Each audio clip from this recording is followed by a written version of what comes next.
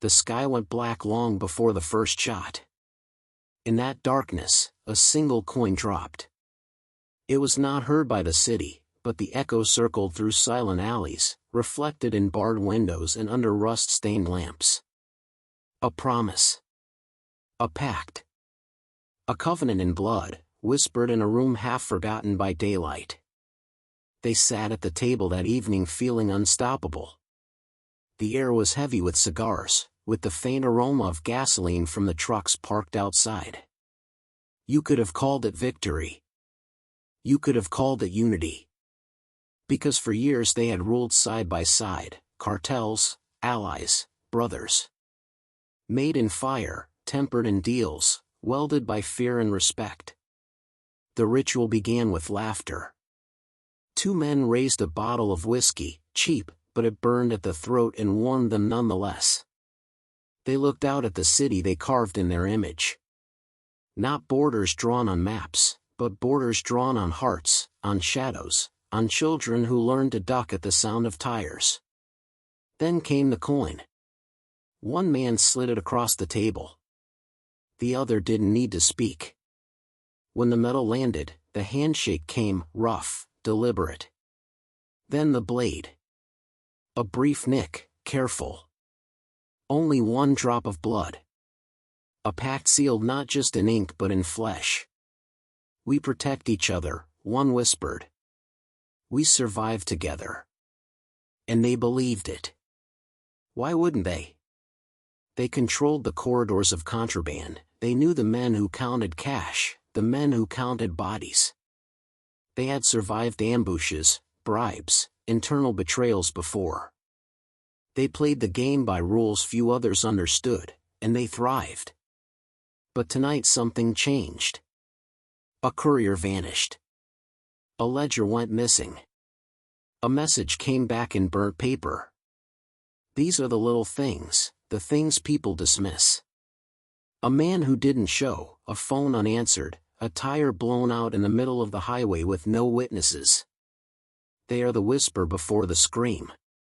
That missing ledger contained names. Names you believed invisible. Routes you assumed secure. Deals you thought dead. And when it disappears, someone begins to sweat, even men who have learned never to feel. In the early hours, the first body appeared. It was staged. A message. Not random. The banner cut. The truck left idling. The man's face, blurred by an anonymous phone clip. No investigation that mattered. The silent street, the shuttered windows. The coin that had sealed the pact was now spinning on the edge of the table. The laughter that warned them was only an echo now. The smell of gasoline hung in the air but soothed nothing. Because they made a vow. An oath. Not just to make money, but to protect each other. To defend each other. To survive for each other. And by dawn, they would discover that survival did not mean what they thought it meant. They were the keepers of their territory, yet one man's disappearance made them look defenseless. One burnt note made them look careless. One staged body made them look expendable. At the back of the safe house, a camera winked on. Grainy. Night vision green. A hand reached for a phone. A text sent. It's begun. The council of men who once sat around that table with whiskey and blood now sat in different rooms, across borders, behind tinted glass, behind walls built of silence. Each one wondered, who broke the oath? And what would come next? Somewhere a family stiffened. A child's toy lay in a driveway. A mother closed the curtains early. The city stirred in its sleep, unaware the war had already begun. The watchers watched. The sleepers slept. The men who took the oath waited. And the men who broke it smiled in the dark. This is the story of that night, the night when allies became executioners. It is not myth. It is real. The scars are visible. The names are whispered. the ledger is open. And by the end of this night, you will understand what happens when a promise written in blood turns into a contract for death. Stay with me. Because the oath is broken. The war is underway. And in the shadows of power, when the coin falls, there is no one to catch it but the ghosts. Coming up next, we go back. We trace the birth of that pact, the men who made it, the moment they believed they were invincible, and how that belief set a trap they never saw. But first, the signing of the oath. They came from different corners of the city's shadow landscape, one from the sun-beaten outskirts where trucks passed under guard, the other from a neighborhood where kids learned early to dodge sirens and whispers. They met in the middle, in a safe house room where the air smelled of cigar smoke, gasoline exhaust, and ambition. There was Eduardo El Mapache Silva, a man whose nickname came from the glint in his eyes when a rival's convoy slowed for no reason. He kept his childhood photo in the glove compartment of his car, a dusty baseball cap, a muddy field, a boy who swore he'd never become the hunted. Then there was Marco Los Dientes Garcia, named not for violence, but for the cut he wore across his cheek, smiling when he shouldn't have smiled. He'd watched his father stolen away by a rival gang, paid the ransom, then paid again, and vowed he would never owe anyone ever again. And in the high rises above them lived Sofia Ramos, sharp, quiet, calculating. She managed the numbers, the accounts, the silent ledger that made the routes run and the protection pay. They say she never fired a gun, but she made bullets necessary. These three, along with a handful of lieutenants, prosecutors turned corrupt, local cops who looked the other way, they carved out their ground. They proclaimed an alliance, not purely for profit, but for power, for survival. In the territories they controlled, they wielded both fear and order. Then they sealed it. The ritual was simple but heavy. A small table set in a dark room, cheap whiskey, 2 glasses. The coin, old silver, dented. Each placed a finger gently on the rim. The match struck. The flame flickered. One by one, they pricked their thumbs, the blood bead gathering, then pressed their palms together until the coin lay between them, warm from flesh. We live for each other. We die for each other, one whispered. Another nodded. The whiskey was drunk. The coin kept. The pact bound. This blood oath was more than tradition. It was code. It meant no law but their own. It meant no higher loyalty but the men at the table and the families they protected. Scholars of organized crime call these rituals ties of ritual kinship, reinforced by secrecy. ResearchGate. In that moment they were brothers. They ruled territories together, escorts for shipments, silent payoffs for cops, safe passage for men who moved weight across borders. Marco's routes moved north. Sofia's numbers moved the dollars. Eduardo's muscle cleared the way. They made a machine. The machine worked because it was built on trust. On mutual dependency. Marco never asked Eduardo for help unless he needed it. Eduardo never questioned Marco's loyalty unless the price was too high. Sofia scheduled payments, recorded names, erased names. The three of them laughed once when a rival bragged of surviving a kidnapping. Lucky you, they said over cigars. But deep under the laughter the first fissures appeared. In the same room where they toasted, Sofia found an account that didn't balance. A route changed overnight, a truck diverted. Eduardo's muscle complained quietly about cuts. Marco was late returning calls. Still, the pact held. Because the ritual held meaning. Blood sealed the union, the coins, the whiskey, the room, they became myth. These men believed they were invincible. The map of their domain looked like a kingdom. They had control. They had respect. They had the oath. And for a moment, just a moment, it worked. Until the ledger went missing. Until the courier vanished. Until trust whispered its final question, "Am I next?" They didn't see it coming, the moment when the machine they built would turn its gears against them. The moment when the coin they pressed in blood would turn cold. But as they raised their glasses, as the room echoed with a toast, none of them prepared for the secret clause buried in the oath. Because every oath carries a secret clause, the moment it's broken. The story of the blood oath began as myth. But by the mid-2000s, it was no longer just whispered in backrooms, it was the foundation of a new order inside Mexico's shifting cartel landscape. Back then, the cartels weren't monoliths, they were sprawling families, alliances stitched together by convenience, not loyalty. The old guard of the Sinaloa cartel was fracturing. Younger lieutenants were rising, hungry for autonomy. The Gulf cartel's power was bleeding into the deserts of Sonora, while Los Zetas, once their own enforcers, had turned against their former bosses with military precision. Amid the chaos, a quiet council formed, an alliance built from desperation and ambition. They called it La Unión del Norte in coded conversation, but on the street it was simply La Sangre, the blood. At its core were three men who had risen through blood and silence. Eduardo El Mapache Silva, former Sinaloa lieutenant turned regional boss. He controlled the Pacific corridor between Culiacán and Mazatlan. For years, he'd been the invisible link between the coast and the border, running cargo disguised in produce trucks and commercial freight. His genius wasn't violence, it was logistics. He could make entire shipments vanish into the system without leaving a fingerprint. Marco Los Dientes Garcia, once a mid-level enforcer under the Beltran Leyva organization.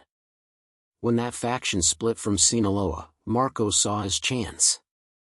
He knew the backroads, the stash houses, the men willing to die for a promise. Where Eduardo was quiet, Marco was theatrical. He ruled through fear, loyalty, and showmanship. The kind of man whose name was both legend and warning. Sofia Ramos, accountant turned ghost. She never appeared in police photos or surveillance footage, but her handwriting was found in ledgers seized across 3 states. She managed the money for everyone, ensuring that the bribes kept flowing, that the cash returned home safely. In a world of gunmen, she was the one person they all needed alive. Together, they reshaped the underworld north of Sinaloa. La Sangre wasn't just another faction, it was a business built on trust.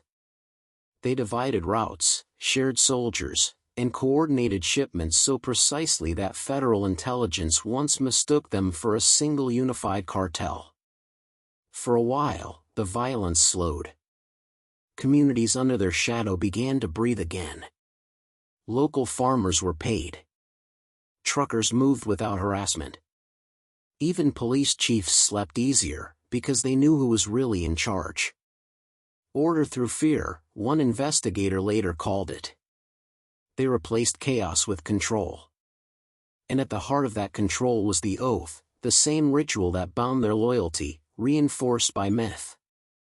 Each new lieutenant initiated into La Sangre had to perform it, a coin, a cut, a whispered vow of protection. It became their signature, their identity. In the canyons outside Badiraguato, the oath took on almost spiritual weight. Campfires burned through the night as men swore their lives not to a flag, but to the blood that ran in their veins, and to the ones who'd shared it. For years, it worked. Eduardo's corridors expanded into Baja and Sonora. Marco's soldiers enforced discipline with brutal precision. Sofia's network of accountants laundered millions through shell companies across Guadalajara and Mexico City. Together, they rivaled even Sinaloa's senior leadership. But every empire built on loyalty faces its test, the moment greed enters the room. The whispers began small. Marco accused Eduardo of skimming from cross-border shipments. Eduardo dismissed it as paranoia, until one of his own men disappeared after delivering a package to Marco's territory. Sophia, ever cautious, warned them both, the books don't lie. But people do. Still, the coin stayed on the table, a symbol of peace, a reminder of what they had built together. For a time, their world looked untouchable. Local newspapers referred to them as the Syndicate of Silence. Politicians dined in their homes. Journalists avoided their names entirely. To the outside world, the killings had slowed, but inside, the air had changed. The laughter at meetings grew thinner. Eyes lingered too long on weapons. Something was shifting beneath the surface. The oath still held, but it had started to tighten, like a rope being pulled from both ends. Because every empire, no matter how united, hides one truth: loyalty lasts only as long as profit does. And soon, profit would demand blood. But every oath carries a secret clause, the moment it's broken. It started, as these things always do, with a rumor. One night, a convoy went missing, 3 trucks loaded with over half a ton of cargo bound for the Sonora border. On paper, it was a mechanical failure. But the drivers were never found. Their phones went dark. Their families received envelopes of cash in silence. Within La Sangre, silence was the first sign of trouble. It meant someone was hiding something. Eduardo El Mapache Silva, the man known for order and precision, called an emergency meeting in Culiacan. The others came quietly, arriving in tinted SUVs with local police escorts who pretended not to see. The room was thick with suspicion. The whiskey stayed untouched. Sophia laid out her ledgers, clean, balanced, flawless. But Eduardo's men whispered that Marco's soldiers were running shipments through alternate routes never approved by the council.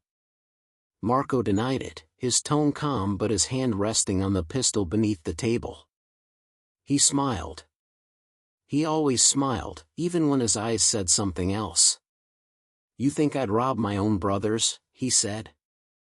"We built this together." Eduardo didn't answer. He simply stared at the coin in the center of the table, the same silver coin that had sealed their blood oath years before. The edge was tarnished now, the surface darkened. Outside, thunder rolled over the city. It hadn't rained in weeks, but that night, the sky broke open. The sound of water against tin roofs filled the silence between them. Sophia, ever the voice of balance, closed the ledger and looked at both men. "We keep the routes clean," she said softly. "We don't let fear build stories." But fear already had. Hours later, one of Eduardo's lieutenants, known as Toro, was found dead outside Navalado. Shot twice in the chest, once in the mouth. A message, clear and deliberate. The old cartel code, silence or death. For the first time, Eduardo lost his calm. He gathered his core men, packed them into armored trucks, and moved toward Marco's compound. But before they arrived, Marco had already left, escorted by an army of SUVs into the Sierra Madre hills. That night, the pact fractured. Inside their network, calls went unanswered. Messages vanished. Money stopped flowing. Truck routes turned chaotic. And in the middle of that chaos, the federal government launched Operación Halcón, sweeping the region after months of surveillance. Some said it was coincidence. Others believed someone inside La Sangre tipped them off, a betrayal disguised as patriotism. When federal troops hit the warehouses near Mazatlan, they found ledgers, photos, and coded maps of smuggling corridors. One of the ledgers had Sophia's handwriting, but also notes in another style, one they couldn't trace. The handwriting of someone who wanted to be found. In cartel politics, evidence is as deadly as bullets. The discovery split them in half. Half believed Eduardo was the leak, the other half pointed to Marco. Sofia's men burned documents and fled north. Over the next 3 weeks, 11 bodies surfaced across 3 states, men who had once shared the same table. The oath was unraveling. Slowly, painfully. To the outside world, it looked like another flare-up of cartel violence. But inside the network, they all knew, this wasn't business. This was betrayal. And the cruelest part, no one could tell where it began. Was it the missing trucks? The dead lieutenant? The whispers of a government deal? Or had the betrayal been born the very night they cut their palms and swore their lives to each other? The coin that once symbolized unity now sat in a drawer in Eduardo's office, cold and useless. The blood had dried long ago. The promise had faded. And yet, every man still alive under the La Sangre banner knew one thing. A blood oath can't be broken without repayment. For every life taken, another would have to fall. For every betrayal, an execution. And soon, the night would come, the night when those who once swore loyalty would become the executioners of their own brothers. The night the oath came due. It began on a night without stars. The city of Culiacan lay under a strange silence, the kind that comes only before storms and bloodshed. Power lines trembled in the wind, and stray dogs barked without reason. In the hills beyond the city, a convoy of black SUVs snaked through the dirt roads, their headlights off, engines low. Inside those vehicles were men who once called each other brothers. Each carried a name, a face, a promise, and a target. At 2:13 a.m., the first shots cracked through the night. Short bursts. Controlled. Executions, not firefights. The residents who lived near the outskirts of Bachigualado woke to the sound but didn't move. In Culiacan, you learned quickly when not to look.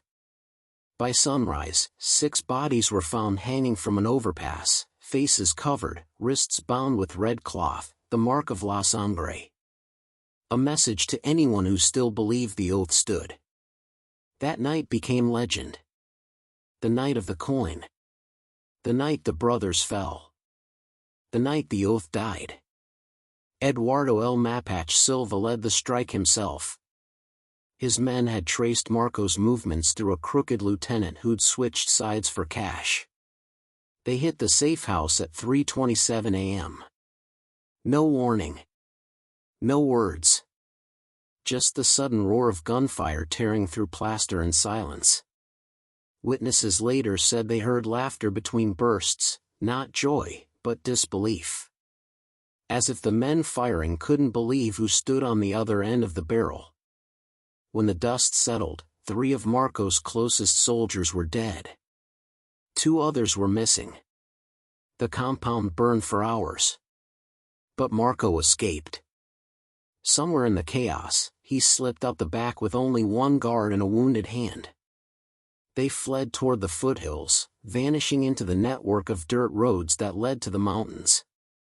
From there, he would rebuild, or so he thought. Eduardo returned to Culiacan before dawn.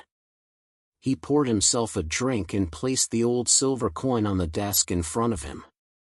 The same coin they had touched years ago. Now, it was his trophy. But vengeance never sleeps long in this world. 3 days later, Eduardo's convoy was ambushed outside Costa Rica, Sinaloa. A line of fake police vehicles blocked the road, lights flashing. His men hesitated, and in that second, the mountains erupted with gunfire. When it ended, 15 were dead. Eduardo's body was never found. Only fragments of glass, a burnt jacket, and the coin, melted at the edge. Some say Marco ordered the hit personally. Others claim Sofia orchestrated both strikes, eliminating the 2 men who could expose her ledger. No one ever proved who lit the final match. What is known as this: within 2 weeks, La Sangre no longer existed. Its leaders were dead or vanished, its soldiers absorbed into rival cartels. The oath that once held them together became a cautionary myth told in safe houses and whispered in interrogation rooms, the story of how loyalty becomes the sharpest knife. A former informant, later interviewed by Preciso, said it best. They said the oath was about brotherhood. But brotherhood doesn't survive bullets. In the end, the coin always flips. One side life, one side death. And in that silence, history repeated itself. The night ended with bodies on bridges, ashes in safe houses, and the sound of rain against corrugated metal, washing away the blood, but not the memory. Because the truth is, oaths don't die. They haunt.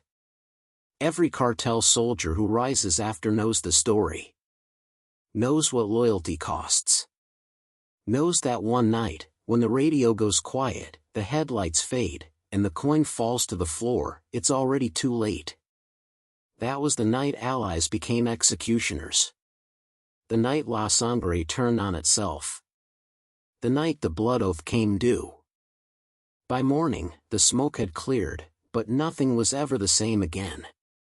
Federal soldiers flooded the streets of Culiacan, moving house to house, kicking in doors already abandoned. The air reeked of gasoline and rain. Neighbors pretended not to remember. Cameras caught glimpses of burning trucks, but not the faces of the men who'd lit them. The official report called it a confrontation between rival criminal groups. No names. No details. Just statistics, 13 dead, 2 missing, 30 arrested. Another entry in a war with no authors, no end. But in the hills, among those who'd survived, they told a different version, the story of the blood oath. The night when trust turned to fire, and loyalty to ash. Sofia Ramos disappeared 2 weeks after the final ambush. Her apartment in Guadalajara was left untouched, coffee mug half full, laptop open, a coin-shaped burn mark on her desk. Some say she fled to Spain, others claim she was taken by men who feared what she knew. Her name vanished from all federal warrants. Marco Los Dientes Garcia resurfaced once, briefly, in a grainy border security photo near Tamaulipas. Then nothing. No body, no burial. Rumors said he crossed into Texas under a false name, living in quiet exile, haunted by ghosts he once called brothers. As for Eduardo Silva, no trace was ever found. Only the melted coin, later turned over to authorities, who sealed it in an evidence bag marked simply Object 34B. Within months, new power vacuums opened. Younger gunmen stepped in, claiming to represent the fallen founders. They painted La Sangre's emblem on walls and convoys, a circle divided in two, one half black, one half red. To some, it meant defiance. To others, it was a warning, never trust an oath made in blood. Across Sinaloa and Sonora, the whispers never stopped. People said that on stormy nights, when the wind sweeps through the canyons, you can still hear engines starting, men shouting names that no longer exist. Journalists tried to trace the story years later, but the trail was too cold. Witnesses vanished. Files were sealed. A former state investigator told Milenio. Everyone wanted to forget. But forgetting is its own kind of war. The truth is, La Sangre didn't die, it dissolved. Its code, its discipline, its brutal efficiency, fragments of it still live on in today's cartels. In the way lieutenants seal alliances. In the whispered toasts at the end of meetings. In the quiet superstition that loyalty must be paid in pain. Somewhere, the coin still spins, maybe melted into another, maybe buried in a safe house floor, maybe carried by a man who doesn't even know what it means. But for those who were there, for those who survived the night of the oath, it means one thing only. Blood remembers. And every empire built on it eventually pays the same price. Because in this world, there are no allies, only executioners waiting for their turn. The night had ended, but the story did not. In the shadows of Culiacan, Sonora, and the forgotten towns along the Sierra Madre, the echoes of that night lingered. You could still see them if you knew where to look: burned-out vehicles along isolated dirt roads, abandoned safe houses overgrown with weeds, the remnants of walls spray-painted with symbols of loyalty and death. They spoke of an empire built on trust, shattered in an instant, and of a coin, once a symbol of unity, now melted, discarded, or carried by some man who had survived, somewhere, with ghosts of men he once called brothers etched into his memory. By the time the sun rose over the horizon, the city had begun to breathe again, but only superficially. Life returned to the streets, markets opened, children played, and taxis carried passengers along familiar routes. But beneath the surface, the fear was palpable, invisible, a quiet hum in the air. People whispered names they had sworn never to speak aloud, names of men who had vanished, or had been executed, or had turned into the very monsters they had once pledged to trust. Eduardo El Mapache Silva's fate was never confirmed. His convoy was attacked days after the first wave of killings, leaving 15 of his closest men dead. Pieces of evidence suggested he had survived: a boot fragment found in a dry riverbed, a wallet burned beyond recognition, and the melted coin that once sealed his blood oath. Marco Los Dientes Garcia vanished into the mountains, rumors placing him across borders, moving through towns that had never known him, forever shadowed by the weight of his betrayals. Sofia Ramos, the silent architect, disappeared shortly after, leaving behind only her ledgers, incomplete and encrypted, as if daring the world to decipher them. The streets of Culiacan and Mazatlan became silent theaters of memory. Every alley, every rooftop, every abandoned warehouse carried whispers of the blood that had been spilled, echoes of the oath that had once bound these men together, now a warning etched in fire and gunpowder. Those who survived, the lieutenants and mid-level commanders, absorbed lessons that would haunt the next generation. Loyalty, they realized, was a currency far more valuable than money, and far more dangerous. Law enforcement, despite the intelligence and operations, could not fully untangle the web. Official reports sanitized the violence: inter-cartel dispute, organized crime operation, a series of homicides. Names were omitted, numbers understated, and locations deliberately vague. To the public, it was yet another chapter in Mexico's long war with cartels. To those inside, however, it was a cautionary tale written in blood, a lesson in trust, betrayal, and the price of ambition. Journalists who attempted to trace the truth often faced obstacles, threats, or disappearance. One investigative reporter, speaking under anonymity to a Mexican publication, described finding a burned ledger hidden beneath a floorboard in a collapsed safe house. Pages were missing, names obscured, but even fragments revealed how meticulously the leaders had managed their operations, routes, payments, lists of loyal men, and enemies. Each entry, however, became evidence not just of crime, but of trust broken and lives ended for a single misstep. The coin, now mythic, had become more than a relic. It symbolized the fragility of alliances.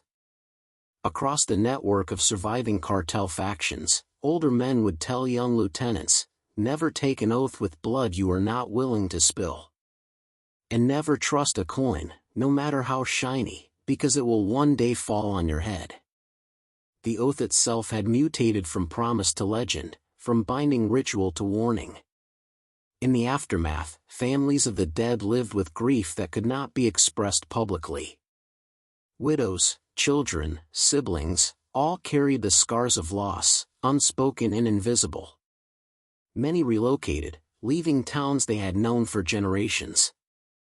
Some attempted to remain, facing the reality of living alongside the echoes of violence that had taken fathers, sons, and brothers. Each story, each memory, fed into the ongoing culture of fear and survival that defines regions controlled by organized crime. Within months, new leaders emerged. Cartels, always adaptive, absorbed the surviving soldiers of La Sangre. Some carried forward the legacy of discipline and strategy, others carried vengeance. The oath, though broken, had created a blueprint, a template for both power and betrayal. Wherever men still carried weapons and enforced rules, the story of the Blood Oath War served as a lesson: power without trust is fleeting, trust without enforcement is fatal. Outside of Mexico, analysts studying cartel dynamics recognized the pattern. The Blood Oath, once a symbol of unity, had become a case study in alliance fragility.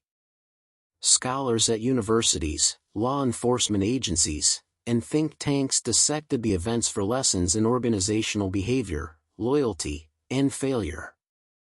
They noted how ritual, myth, and symbols could hold men together until greed, ambition, or fear tore them apart. Survivors carried the psychological scars into every decision they made. Marco's lieutenants, for example, would not follow orders blindly. Every movement, every shipment, every handshake was weighed against the memory of betrayal. Eduardo's former men would whisper in private corners about loyalty and vengeance, about the night their allies became executioners. Sophia's absence became a legend, a reminder that knowledge, control, and planning can survive when lives cannot. And yet, there was no closure. No one knew the full truth. Names remained hidden, disappearances unexplained, and the coin, the symbol of unity and betrayal, was gone. Some say it sits buried beneath a safehouse floor, a reminder of promises made in blood. Others say it was melted down and hidden, a trophy for survival. No one knows for certain. For those who study organized crime in Mexico today, the echoes of La Sangre remain. Cartel alliances still form and dissolve, still make pacts sealed in rituals and symbols, still operate under the looming shadow of betrayal. The methods may evolve, encrypted messages, hidden ledgers, safe routes, but the lessons of loyalty, greed, and vengeance are unchanged. And for the viewer, the lesson is visceral. Loyalty is not a guarantee of survival. Power is not a guarantee of respect. Every coin has two sides, and every oath has a clause unseen until it is too late. What begins in ceremony, with smoke and whispers, can end in fire and silence. What begins as unity can end as execution. The Blood Oath War left its mark not only on those who fought it, but on an entire generation who would watch, learn, and remember. Every operation, every convoy, every shipment that moves through the corridors of northern Mexico today is haunted by that night.